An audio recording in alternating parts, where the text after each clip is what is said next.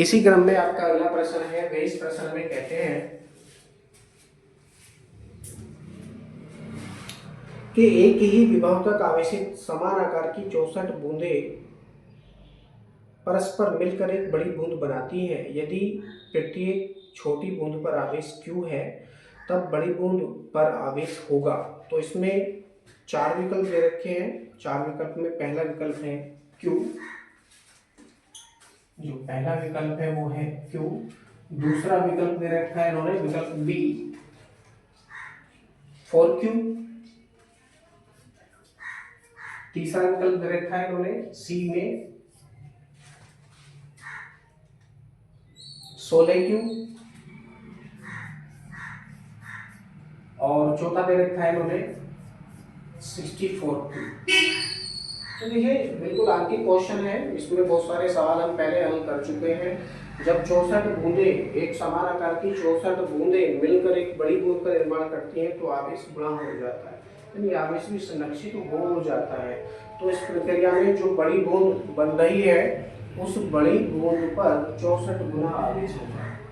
विकल्प आपका डी सही हो जाता है, बाकी जो तीनों विकल्प है ये गलत है, वास्तव में गलत है। केवल आपका जो विकल्प डी है यही विकल्प आपका सही है। 64Q यानी जो आवेश है बड़ी बूंद पर वो 64 गुना हो जाएगा। अगले प्रश्न को देखते हैं। इस प्रश्न में वो कहते हैं कि 100 माइक्रोफैराड धारिता वाले संधारित्र को 100 वोल्ट तक आवेशित करने पर उसमें संचित ऊर्जा होगी। तो संचित ऊर्जा का डायरेक्टली फॉर्मूला है U इक्वल टू 1/2 CV², है ना। ये फॉर्मूला अलग अलग राशियों के लिए अलग अलग हो सकता है। C इक्वल टू Q/V या V इक्वल टू Q/C का प्रयोग करके इसको परिवर्तित किया जा सकता है। ठीक है, तो यहाँ पर C की वैल्यू दे रखी है 100 माइक्रोफैराड, वैल्यू रखेंगे 1/2 इंटू 100 इंटू 10 की पावर -6 फैराड बना लिया इंटू V। V की वैल्यू कितनी है हमारे पास? V की वैल्यू दे रखी है इन्होंने 100 वोल्ट, तो स्क्वायर है तो इसको 100 गुना 100 करके लिखेंगे। कुछ कटेगा, जो कटेगा काटेंगे, यहाँ से काटेंगे इसको 50 बार कटेगा तो बचेगा आपके पास 50 गुना। और देखिए पावर कितने हो जाएंगे, दो ये हैं, दो ये 4 हो गई है और तो कोई है नहीं, है ना। -6 है तो बचेंगे -2। 10 की पावर -2 जो इतनी ऊर्जा आ जाएगी, या फिर क्या अपने से लिख सकते हैं U इक्वल टू 0.50 जूल। कौन सा विकल्प आ जाता है आपका 0.50 वाला? 0.50 वाला जो विकल्प है वो पहला ही विकल्प है। विकल्प आपका ए सही है, बाकी जो तीनों विकल्प है ये गलत है। चलते हैं अगले प्रश्न की ओर। अगले प्रश्न में ये कहते हैं कि 60 माइक्रोफैराड धारिता वाले एक संधारित्र की प्रत्येक प्लेट पर 3 × 10 की पावर -8 कूलम्ब आवेश है। संधारित्र में संचित ऊर्जा होगी। इसी सूत्र का प्रयोग करते हुए हम इसको हल करेंगे। अब अगला क्वेश्चन है, यहाँ से आप देख लीजिए इसको। U इक्वल टू 1/2 C की वैल्यू आपके पास में है 60 माइक्रोफैराड यानी 60 × 10 की पावर -6 इंटू V की वैल्यू आपके पास में दे रखी है इन्होंने, कितनी है? 60 माइक्रोफैराड धारिता है, प्लेट पर आवेश है। देखिए ये वाला सूत्र हम प्रयोग यहाँ पर नहीं कर सकते, दूसरा है, चेंज करना पड़ेगा। यहाँ पर केवल C और Q की वैल्यू दे रखी है। C व Q की वैल्यू दे रखी है तो इसको हम परिवर्तन कर लेंगे सूत्र को, हो जाएगा U equal to 1/2 C। V के स्थान पर Q/C, V के स्थान पर Q/C करेंगे तो Q²/C² हो जाएगा। C से इसको काट देंगे तो बचेगा आपके पास V इक्वल टू 1/2 Q²/C। इसमें हम प्रयोग करेंगे, ये वैल्यू प्रयोग करेंगे तो क्या प्राप्त होता है देखते हैं। अब ये नया सूत्र बन चुका है संचित ऊर्जा ज्ञात करने का। तो सबसे पहले Q है, Q की वैल्यू दे रखी है 3 × 10 की पावर -8, तो U इक्वल टू हो जाएगा 1/2 इंटू 3 × 10 की पावर -8, स्क्वायर है तो हो जाएगा स्क्वायर अपॉन C। C की वैल्यू आपके पास में है 60 माइक्रोफैराड यानी 60 × 10 की पावर -6। स्क्वायर खोलेंगे हो जाएगा 3 तिया 9 गुणा 10 की पावर माइनस 16 पूरे के बटे 60 गुणा 10 की पावर माइनस के 6 कुछ कटेगा माइनस के 6। इसी को हम हल करेंगे तो इसको किसी से काट देंगे 3 से काट दीजिए, मान लीजिए 3 से काटेंगे तो ये कटेगा 3 दूनी 6 यानी 20 बार कटेगा और ये कितनी बार कटेगा 3 या 3 बार कटेगा। ऊपर क्या बच रहा है 3 इंटू 10 की पावर माइनस के 16 ऊपर माइनस की 6 पावर है प्लस की हो जाएंगी तो ऊपर कितना बचेगा u इक्वल टू 3 इंटू 10 की पावर 16 में से 6 जाएंगे तो 10 बचेंगी माइनस की पूरे के बटे कितना हो जाएगा 20 दूनी 40। ठीक है ना 20 दूनी 40। अब आगे और हम इसको हल करेंगे। इसको मैं 300 कर सकता हूँ। अगर मैं इसको 300 करता हूँ या मान लीजिए इसको 30 करता हूँ तो पावर क्या है एक और बढ़ जाएगी, हो जाएगा 30 गुणा 10 की पावर माइनस के 10 11 पूरे के बटे 40। 0 से 0 काट दीजिए, 4 से काटेंगे तो 0.75 बार कटेगा। 0.75 इंटू 10 की पावर माइनस के 11। अब देखिए 11 वाला कोई भी नहीं है, माइनस के 12 वाले से शुरू होती है ये आंसर्स। तो क्या हो जाएगा ये आकर के एक और आप 10 से गुणा कर दीजिए तो हो जाएगा कितना u इक्वल टू हो जाएगा 7.5 इंटू 10 की पावर माइनस के 12 जूल, है ना। तो ये आपका आंसर आ जाता है। और विकल्प कौन सा है इसमें, विकल्प दे रखा है डी सही है, विकल्प डी सही है, बाकी सारे विकल्प आपके गलत हैं। आई होप आपको समझ में आया होगा। चलते हैं अगले प्रश्न की ओर। इसमें दे रखा है 4 माइक्रोफैराड धारिता का एक संधारित्र 400 वोल्ट तक आवेशित है। इसकी प्लेटों को एक चालक तार द्वारा जोड़ने पर तार में उत्पन्न ऊष्मा है। देखिए तार में उत्पन्न ऊष्मा पूछते हैं। अब जितनी ऊष्मा जितनी स्थिति ऊर्जा जितनी स्थिर वैद्युत ऊर्जा संधारित्र में उत्पन्न होगी उतनी ही ऊर्जा से वह प्रतिरोधक तार को गर्म कर सकता है ना। भाई आपके पास में 10 रुपए है मान लीजिए, तो आप दूसरे को कितना दे सकते हो, केवल 10 ही तो दे सकते हो, मैक्सिमम 10 रुपए, उससे ऊपर तो नहीं दोगे क्योंकि आपके पास ऑलरेडी 10 रुपए ही है। तो जो यहाँ पर संधारित्र है उसमें जितनी ऊर्जा संचित होगी उतनी ही ऊर्जा का प्रयोग करते हुए तो वह चालक तार को गर्म कर सकता है ना। तो इसमें हम क्या ज्ञात करेंगे, संचित ऊर्जा ज्ञात करेंगे। संचित ऊर्जा U equal to same formula है U इक्वल टू 1/2 CV² करेंगे तो हो जाएगा 1/2। C की वैल्यू आपके पास में दे रखी है इन्होंने, 4 माइक्रोफैराड है, इसको फैराड में बना लेंगे, हो जाएगा 4 गुणा 10 की पावर माइनस के 6 गुणा V की वैल्यू आपके पास में है 400 वोल्ट, स्क्वायर है तो हो जाएगा 400 गुणा 400। कुछ कटेगा 2 से, इसे काटेंगे 2 बार कटेगा और ये हो जाएगा 4 का गुणा करेंगे 16 दूनी 32, 16 दूनी 32 गुणा। आप देखिए पावर कितनी है, 2 ये है तो ये 4 हो गई है, तो क्या हो जाएगा 10 की पावर बचेगा माइनस के 2। या करके आप लिख सकते हैं U इक्वल टू 0.32 जूल। मतलब जो आपका संधारित्र है उसमें इतनी ऊर्जा संचित होगी। अब इसी ऊर्जा का प्रयोग करते हुए वह प्रतिरोधक तार को या चालक तार को गर्म कर देगा। तो कितनी ऊर्जा से गर्म करेगा, 0.32 जूल से गर्म करेगा। ठीक है, तो विकल्प कौन सा है आपका, इसमें विकल्प आ जाता है बी सही है और बाकी के सारे विकल्प आपके गलत हैं। केवल विकल्प बी आपका सही है और बाकी ए, सी और डी तीनों विकल्प आपके गलत हैं। चलते हैं अगले प्रश्न में। अगले प्रश्न में वो कहते हैं सी धारिता के संधारित्र को Q आवेश देने पर संचित ऊर्जा W है। यदि आवेश बढ़ाकर 2Q कर दिया जाए तो संचित ऊर्जा होगी। तो वही इसमें ले रखा है, पहली कंडीशन में संचित आवेश Q है, दूसरी कंडीशन में संचित आवेश 2Q है। तो आवेश है और धारिता है, यानी 1/2 q² वाला जो फॉर्मूला है उसका हम यहाँ पर प्रयोग करेंगे। तो प्रथम कंडीशन में ऊर्जा ज्ञात करेंगे। प्रथम कंडीशन में ऊर्जा क्या हो जाएगी, अगले प्रश्न पर चलते हैं। U1 = 1/2 q²/c। परंतु जो ऊर्जा है इसमें संचित ऊर्जा को W से इन्होंने दर्शाया है। तो संचित ऊर्जा को क्या लिखा है, W से दर्शाया है। संचित ऊर्जा W है, तो इसको W1 करके आप लिखिए। संचित ऊर्जा पहली कंडीशन में W हो रही है, या इसको W1 करके लिखिए। दूसरी कंडीशन में W2 हो जाएगी, और इसकी वैल्यू दे रखी है उन्हें कितनी है, W है। तो इसको W1 = 1/2 q²/c W करके आप लिख सकते हैं, नो प्रॉब्लम। या फिर डायरेक्टली W1 = W भी आप लिख सकते हैं, और बाद में फॉर्मूला भी आप इसमें लिखेंगे।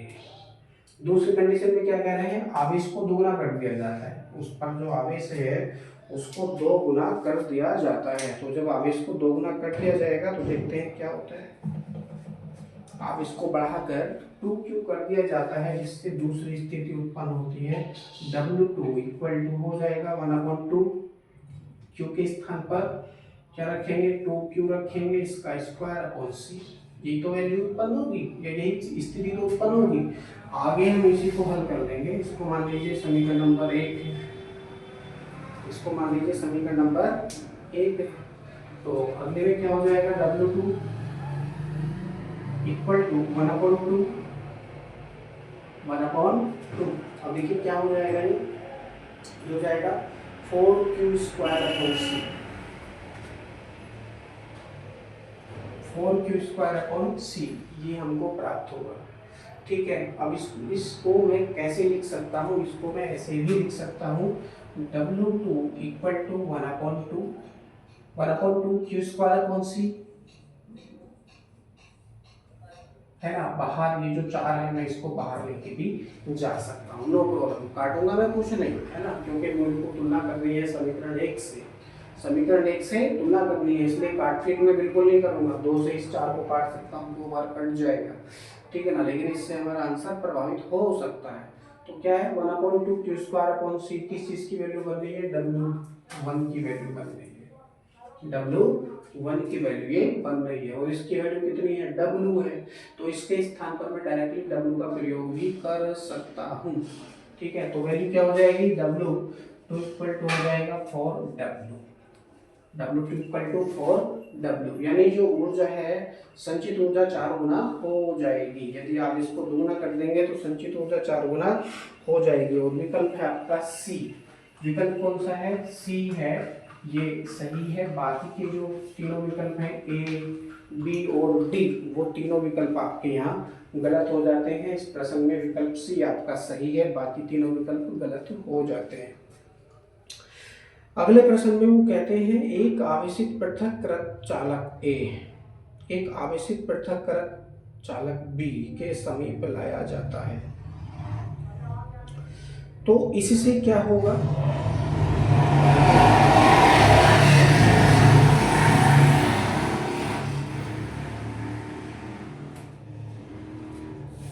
ये आपका बहुत ही इंटरेस्टिंग क्वेश्चन है। इस प्रकार का प्रश्न हम पहले भी कर चुके हैं, ऐसे ही हम इसको हल करने का प्रयास करेंगे।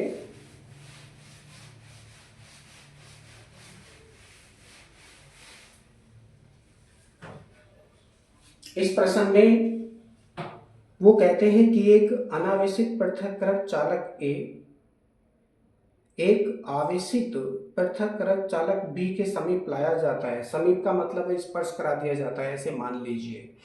पहले पर तो आवेश कुछ नहीं है, दूसरे पर आवेश है, यानी पहला अनावेशित है, दूसरा आवेशित है। मानकर चलिए ये 2 वस्तुएं हैं हमारे पास में।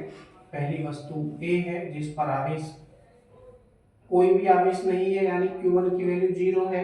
दूसरी वस्तु क्या है, वो B है। मान लीजिए यहाँ रखी है, इस पर कुछ ना कुछ आवेश है। मान लीजिए इस पर आवेश है Q2, इस पर आवेश है Q2। परस्पर आसपास लाए जाते हैं या स्पर्श कराए जाते हैं, तो उस कंडीशन में क्या क्या उत्पन्न होगा, इसके बारे में इन्होंने विकल्प दे रखे हैं।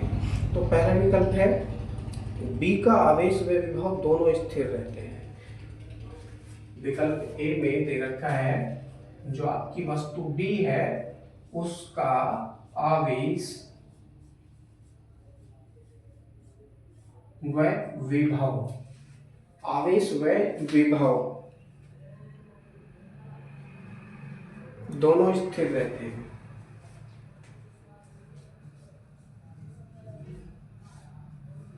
वीडियो पूरी देखें यदि आप देख रहे हैं तो अधूरा ज्ञान आपके लिए भी कष्टकारी है और सामने वाले के लिए भी।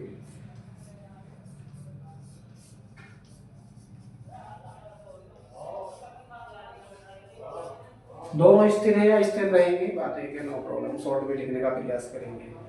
ठीक है, बी दोनों बदल जाते हैं। विकल्प बी में क्या कहते हैं, दोनों बदल जाते हैं। दोनों कौन बदल जाते हैं, यानी विभव और आवेश दोनों बदल जाते हैं।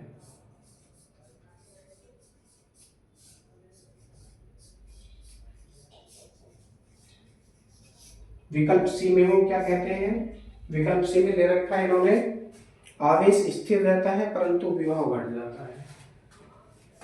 आवेश कैसा है, स्थिर,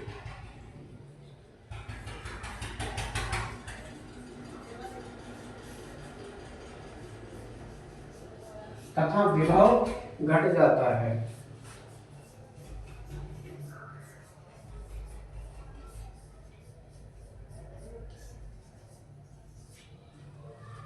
विभव घट जाता है। और डी में वो क्या कहते हैं, डी विकल्प में दे रखा है इन्होंने आवेश स्थिर रहता है विभव बढ़ जाता है। आवेश स्थिर और विभव बढ़ जाता है। आवेश कैसा है, स्थिर है,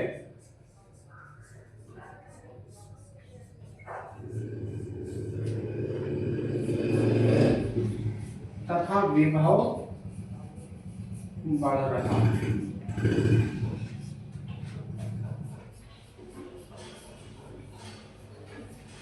देख लीजिए, एक एक करके समझने का प्रयास करेंगे। पहले तो कहते हैं बी का आवेश व विभव दोनों स्थिर रहते हैं। पहला जो विकल्प है उसके अनुसार यदि हम इसको हल करने का प्रयास करेंगे तो बी का आवेश, जो वस्तु बी है उसका आवेश व विभव दोनों स्थिर रहेंगे। भैया समझ लो इसको अच्छे से, पहली वस्तु पर कोई आवेश नहीं है, यानी Q1 की वैल्यू 0 है। दूसरी वस्तु पर मान लीजिए Q2 आवेश है, कुछ ना कुछ आवेश है उसके अंदर, और दोनों वस्तुओं को स्पर्श करा दिया जाता है। दोनों वस्तुओं को स्पर्श करा देंगे तो दूसरी वस्तु से निकलकर आवेश पहली वस्तु में चला जाएगा, और तब तक जाएगा जब तक कि दोनों वस्तुओं पर आवेश की मात्रा बराबर नहीं हो जाती है। तो आवेश क्या रहेगा, देखिए दोनों वस्तुओं पर आवेश क्या हो जाएगा, Q1 equal to Q2 equal to, या इसको डायरेक्टली Q करके आप लिखिए, Q इक्वल टू क्या हो जाएगा, Q1 प्लस Q2 अपॉन 2, यही तो होगा। अब यहाँ पर जो Q1 की वैल्यू है वो कितनी है, Q इक्वल टू है 0 और Q2 की वैल्यू कुछ है, यानी Q2 अपॉन 2, 0 में Q2 जोड़ोगे तो केवल Q2 रहेगा, यानी हो जाएगा Q equal to Q2 upon Q2। आवेश घट जाएगा, यानी आधा आवेश वस्तु B का या गोले B का आधा आवेश वस्तु A में चला जाएगा। इसका सीधा सा ये मतलब हो जाता है। लेकिन विकल्प क्या कह रहा है, आवेश व विभव दोनों स्थिर रहेंगे। अगर आप दोनों वस्तुओं को स्पर्श भी करा देंगे तो स्पर्श कराने के पश्चात क्या होगा, आवेश व विभव दोनों स्थिर रहेंगे, जो कि असंभव है। ऐसा करने से जब आप स्पर्श कराएंगे तो वस्तु B का आधा आवेश निकलकर वस्तु A में चला जाएगा, यानी ये भी आवेशित हो जाएगा। समझ में आ रहा होगा। तो पहला विकल्प आपका गलत है, पहला विकल्प आपका गलत है। दूसरे में कहते हैं दोनों बदल जाते हैं। भैया आवेश भी बदलेगा विभव भी बदलेगा, ये तो सही है, लेकिन कितना कितना बदलेगा इस बात का कोई जिक्र इस विकल्प में नहीं किया गया है। ठीक है, इसके अनुसार ये विकल्प भी आपका गलत हो जाता है। ये विकल्प भी आपका क्या है, गलत हो जाता है। तो पहला गलत हो गया, दूसरा गलत हो गया, ये दोनों विकल्प आपके गलत हो गए। विकल्प डी करिए, क्योंकि तीसरा विकल्प आपका सही है, क्योंकि जब वस्तुओं को जोड़ देंगे अलग अलग विभव पर है तो आवेश स्थिर रहेगा तथा विभव घट जाता है, विभव घट जाता है। विकल्प डी से समझ लो आप इसको। आवेश तो स्थिर रहेगा। कैसे रहेगा? क्योंकि दूसरी वस्तु से निकलकर आवेश पहली वस्तु में स्थानांतरित हो जाएगा। और कितना आवेश स्थानांतरित होगा? आधा आवेश स्थानांतरित होगा। दूसरी वस्तु पर जो आवेश है उसका आधा आवेश पहली वस्तु में स्थानांतरित हो जाएगा। ठीक है, इसके अनुसार। ठीक, तो आवेश कैसा रहा? स्थिर रहा। आवेश स्थिर रहा, आवेश घटा नहीं, स्थिर रहा। अंतर इतना है कि दूसरी वस्तु से निकलकर आवेश पहली वस्तु में जो अनावेशित थी उस पर कोई भी आवेश नहीं था, उस पर स्थानांतरित हो चुका है। तो दिया गया आवेश बराबर लिया गया आवेश। अगर यहाँ से 1 कूलाम का आवेश दिया जा रहा है तो दूसरी वस्तु जो अनावेशित है वह भी 1 कूलाम का ही आवेश ग्रहण करेगी। ऐसा नहीं है कि उसमें आवेश की मात्रा आधी ही रहेगी और आधी चली गई वातावरण को, नॉट पॉसिबल। आगे जैसे जैसे आता रहेंगे टॉपिक में समझाने का प्रयास करूंगा। वो वातावरण में भी कुछ इलेक्ट्रॉन स्थानांतरित होते हैं, वो अलग कंडीशन है। लेकिन यहाँ पर क्वेश्चन समझिए, इसमें कहा गया है कि एक अनावेशित पृथक्करण चालक ए तथा एक अनावेशित पृथक्करण चालक बी के समीप लाया जाता है इससे, है ना। एक आवेशित चालक दूसरे अनावेशित चालक के पास लाया जाता है या स्पर्श करा दिया जाता है तो उस कंडीशन में आवेश स्थिर रहेगा। आवेश स्थिर रहेगा, परंतु विभव क्या हो जाएगा? विभव घट जाता है। कैसे घट जाता है समझने का प्रयास करते हैं। आवेश तो स्थिर रहेगा, ये तो पता चल गया। आवेश कैसा रहेगा? स्थिर। और जब आवेश स्थिर रहेगा तो उनकी संचित ऊर्जाएं भी स्थिर रहेंगी, ये बात भी ध्यान रखना। क्योंकि ऊर्जा की सूक्ष्मतम इकाई कौन सी है? आवेश है। और आवेश क्या है? स्थानांतरित इलेक्ट्रॉनों की संख्या। स्थानांतरित इलेक्ट्रॉनों की संख्या आवेश कहलाती है। और आवेश के स्थिर रहने से उनकी ऊर्जाएं भी स्थिर रहेंगी, यानी संरक्षित रहेंगी। संरक्षित रहेंगी, दोनों में संरक्षण का नियम लागू होता है। आवेश ना तो उत्पन्न होता है ना ही नष्ट होता है, बल्कि स्थानांतरित हो सकता है। वैसे ही ऊर्जा भी ना तो उत्पन्न होती है ना ही नष्ट होती है, बल्कि एक रूप से दूसरे रूप में स्थानांतरित होती है। तो अब हम समझते हैं विभव कैसे घटेगा। भाई पहला वस्तु है उस पर आवेश है ही नहीं किसी प्रकार का, पहली वस्तु पर कोई भी आवेश नहीं है। अब जब आवेश नहीं है तो उस पर किसी प्रकार का कोई भी विभव नहीं रहेगा।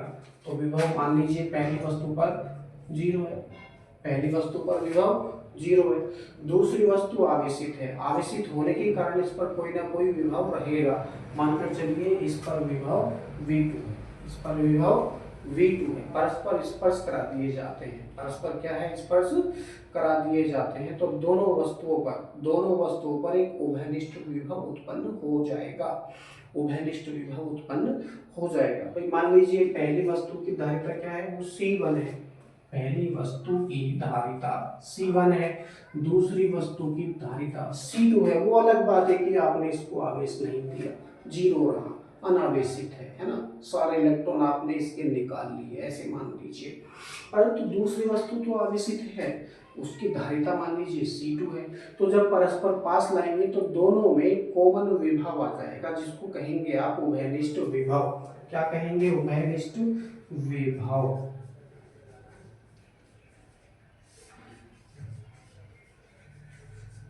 उभयनिष्ठ विभव क्या फॉर्मूला होता है? V = Q/C। V = Q/C। परंतु दो वस्तुएं हैं। क्या है? दो वस्तुएं हैं और आवेश कैसा रहेगा? स्थिर रहेगा। यानी पहली वस्तु का आवेश प्लस दूसरी वस्तु का आवेश बटे पहली वस्तु की धारिता प्लस दूसरी वस्तु की धारिता।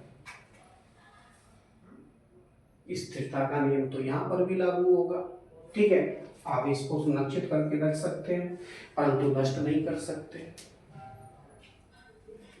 अब देखिए Q1 की वैल्यू भी हमारे पास नहीं है, Q2 की वैल्यू भी हमारे पास नहीं है, तो क्या प्रयोग करेंगे? C1 V1 C2 V2 हो जाएगा। V = C1 V1 plus C2 V2 पूरे के बटे क्या रहेगा? C1 plus C2, C1 plus C2 ही हमारे पास रहेगा। अब यहाँ पर पहली वस्तु अनावेशित है, पहली वस्तु अनावेशित है यानी V1 के स्थान पर आप 0 रखेंगे। V1 के स्थान पर आप जीरो रखेंगे, आप यहीं पर Q1 की वैल्यू को जीरो रख सकते थे। चलो यहीं पे देख लो इसको, ये थोड़ा बढ़ा दिया मैंने आगे,